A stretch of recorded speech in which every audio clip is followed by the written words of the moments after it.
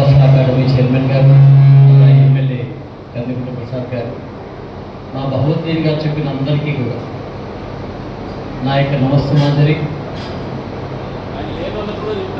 పర్వాలేదు, వాళ్ళ వరకు కూడా వెళ్ళిపోతుంది, వాళ్ళ వరకు కూడా వెళ్ళిపోతుంది. దానికన్నా ముందు మీరు చెప్పింది ఏంటంటే వాళ్ళ శ్రీమతి రాలేదు కాబట్టి ఆయనకి చాలా దొరికింది, దానికి చాలా సంతోషం.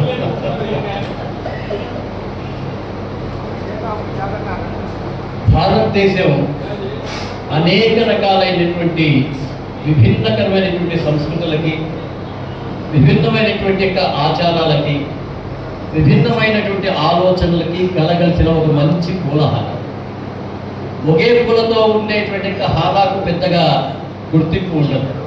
వివిధ రకాలైన పూలు కలిసి ఉండేటువంటి హారాకే ప్రత్యేకత ఉంటుంది. అది ఎక్కడైనా సరే, ప్రపంచంలో ఎక్కడైనా ఒక మంచి పూలహార తయారు కావాలంటే వివిధ రకాలైన పూలను తీసుకొని వచ్చి దాంట్లో మాలగా కూర్చున్నప్పుడు ఏ విధంగా అది మంచి సందేశాన్ని ఇస్తుందో, భారతదేశంలో ఎన్నో రకాలైనటువంటి ఆచారాలు వ్యవహారాలు ఉన్నప్పటికీ మనమందరము ఒకటే అనేటువంటి భావాన్ని కొన్ని వేల సంవత్సరాల నుంచి తీసుకుంటూ వచ్చారు మన పూర్వీకులు.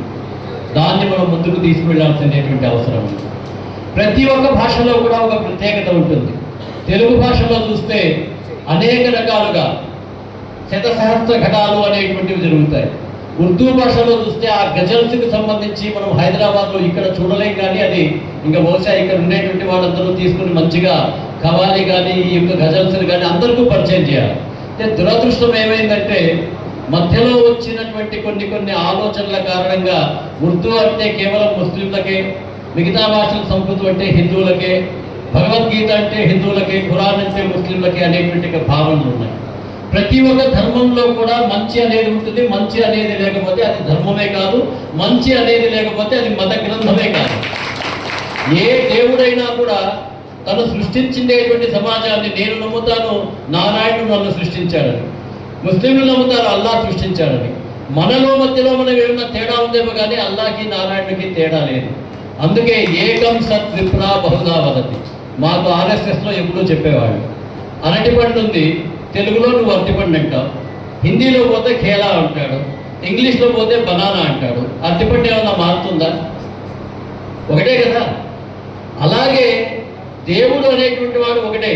నీకు ఇష్టం వచ్చిన రీతిలో నువ్వు పూజించుకోవచ్చు. అందుకే నేను మా వాళ్ళలో కూడా చాలాసార్లు ఈ సోషల్ మీడియాలో రకరకాలైన దుష్ప్రచారాలు ఉంటాయి. నేను ఒకటే చెప్తా, నీవు అల్లాను విమర్శించినా నీ దేవుడిని నీవు విమర్శించినట్లే, మీరు ఈ భగవంతుని విమర్శించినా మీ సొంత దేవుడిని విమర్శించినట్లే. కాబట్టి ఎవరు కూడా పొరపాటును కూడా తమ నోటిలో ఇంకొక దేవుడి మీద విమర్శ రాకుండా ఉన్నప్పుడు నిజంగా వాళ్ళ జీవితం పరమాత్మకు చేరుకుంటుంది. ఆ పరమాత్మను నువ్వు అల్లాను, నేను ఈశ్వరుడు అంటా, ఇంకొకరు ఆంజనేయుడు అంటాడు, ఇంకోటి వాళ్ళ తల్లిదండ్రులే అని చెప్పేసి అనుకుంటాడు, ఇంకోటి అహం బ్రహ్మాత్మని నేనే దేవుడిని కూడా అనుకుంటాడు. ఎవరిని తప్పు పట్టడానికి లేదు. అందుకే అదే పద్ధతిలో ఈరోజు చంద్రబాబు నాయుడు గారు యావత్తు ఆంధ్రప్రదేశ్లో కూడా ఉర్దూ భాష అనేటువంటి దాన్ని వీలైనంత వరకు కోరిన అందరికీ రావాలనేటువంటి పద్ధతిలో నేర్పించడం జరుగుతుంది. అయితే దీంట్లో చిన్న మిస్టేక్స్ జరుగుతున్నాయి.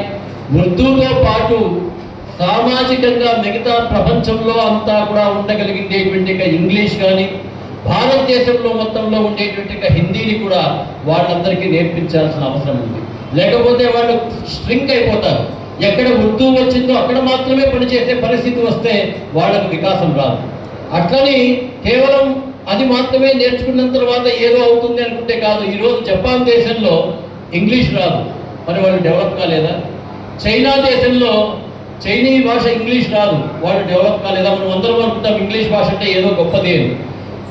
ఇరాక్లో ఇంగ్లీష్ రాదు, వాళ్ళకి కేవలం అక్కడ ఉండేటువంటి అరబ్బీ భాష మాత్రమే వస్తుంది, మరి వాళ్ళు డెవలప్ కాలేదా?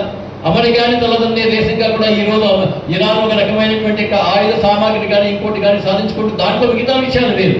ప్రతి ఒక్క భాషలోనూ ఒక గొప్పతనం ఉంటుంది. ఆ గొప్పతనాన్ని మనం స్వీకరించాలి. మన భాషలో ఉన్న గొప్పతనాన్ని వాళ్ళకు తెలియజేయాలి. ఇటువంటి సామరస్యత ఉన్నప్పుడు, ఇటువంటి సామరస్యత భారతదేశంలో ఉంటే 10 సంవత్సరాలలోనే ప్రపంచంలో అగ్రదేశంగా మారేటువంటి ఒక శక్తి ఈ దేశంలో ఉన్న ప్రతి ఒక్క మతం వాళ్ళకి, ప్రతి ఒక్క జాతి వాళ్ళకి, ప్రతి ఒక్క కులం వాళ్ళకి, ప్రతి ఒక్క యువకుడికి ఉంది అనేటువంటి విషయాన్ని మనం గుర్తించి కేంద్ర రాష్ట్ర ప్రభుత్వాలు, ఎన్డీఏ ప్రభుత్వం అనేక సంక్షేమ పథకాలు తీసుకొని వస్తున్నాయి. వాటన్నింటినీ కూడా మనం తీసుకున్నాం. ఇప్పుడే ఉర్దూ అకాడమీకి ప్రత్యేక చేసిన విజ్ఞప్తి ద్వారా ఫారూక్ గారు, అప్పుడు మేమున్నప్పుడు కూడా ఎమ్మెల్యేగా ఉండేవారు, చాలా యాక్టివ్గా అనేక కార్యక్రమాలు చేసేవాళ్ళు. కాబట్టి తప్పనిసరిగా వారి ద్వారా ఇక్కడ ఉర్దూకు సంబంధించినటువంటి కాలేజీ రావడానికి ప్రయత్నం చేయాలని విజ్ఞప్తి చేస్తూ సెలవు తీసుకుంటున్నాను.